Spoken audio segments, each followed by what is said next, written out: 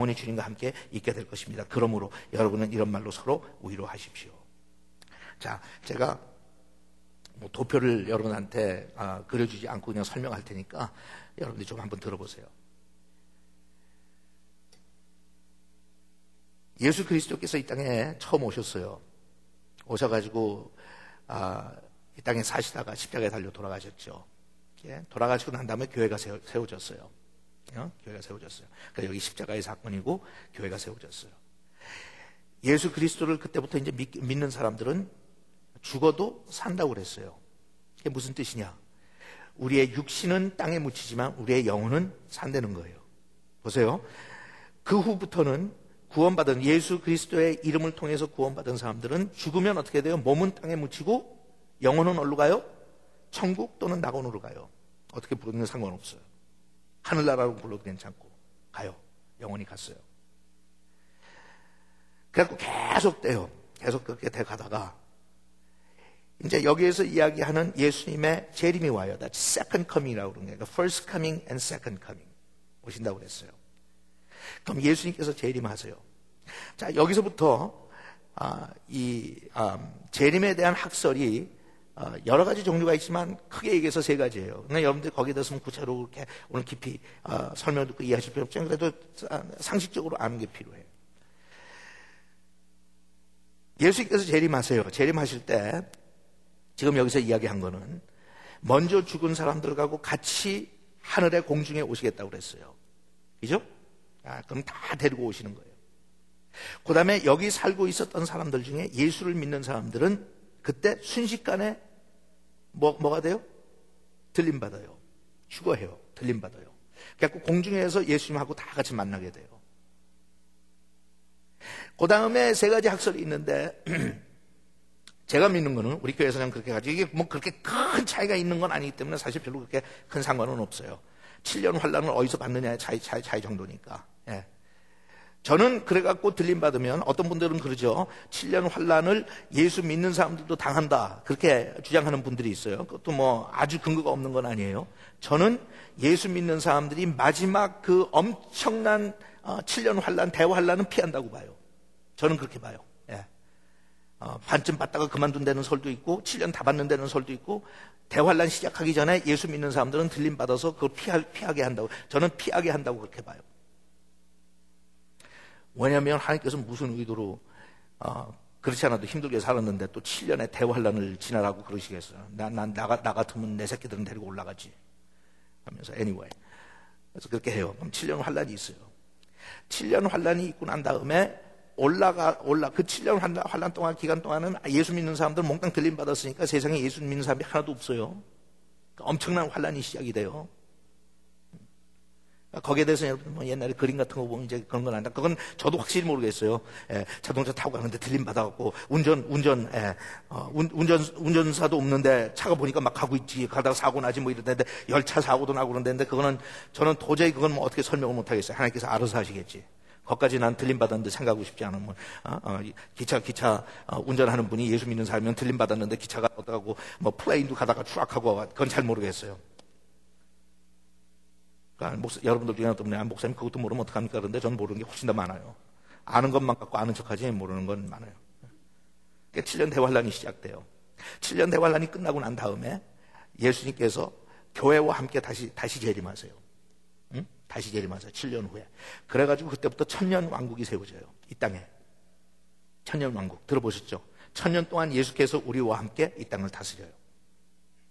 땅을 다스려요.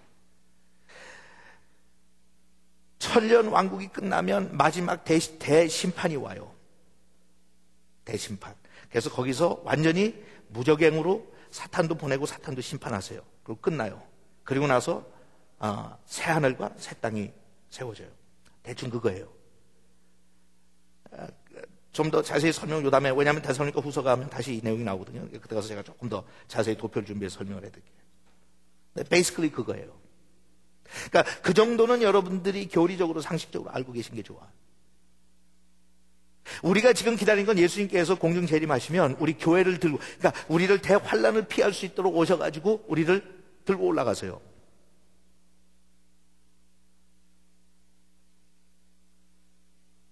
그리고 7년 동안의 대환란이 있고 그 다음에 대환란이 끝나고 난 다음에 예수와 함께 우리는 다시 이 땅으로 돌아와요. 이게 어떻게 보면 좀 공상소설 비슷하죠? 그거 목사님 그거 어떻게 소화합니까? 저는 그냥 창세기 읽으면서 소화시키는 것처럼 소화시켜요. 빛이 있으라 그러니까 있었다는데 뭐라고 그럴 거야? 뭐 그걸 빅뱅 티어리로 설명을 하든 뭐하든지 자우지간 빛이 있으라 그러니까 빛이 있었어요. 저의 한계를 초월한 거기 때문에 저는 그거 가지고 앉아가지고 앞뒤를 맞추고 싶은 생각이 없어요.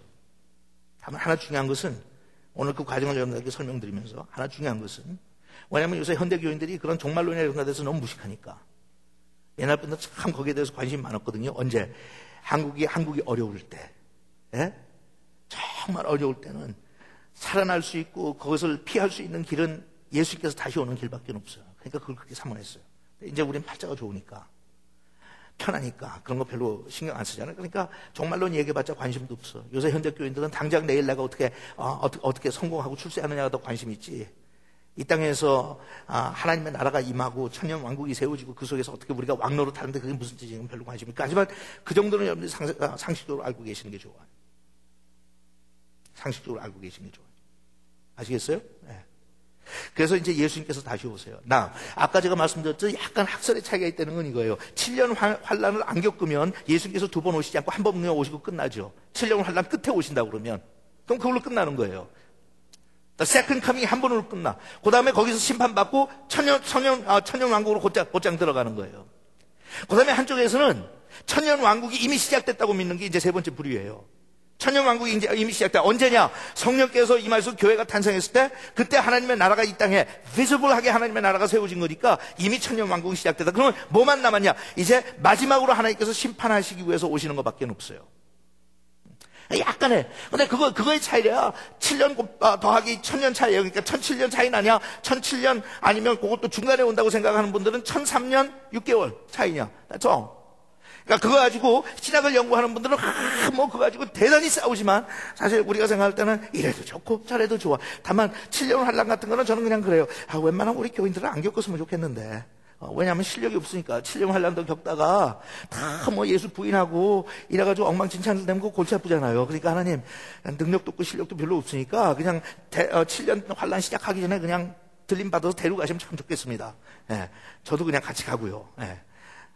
그런 거 하지만 구태여 하나님께서 아니야 3년 6개월 나눴으니까 앞에 3년 6개월은 너희들이 좀 환란도 겪고 거기에서 하나님께서 구별하기 시작하니까 그죠?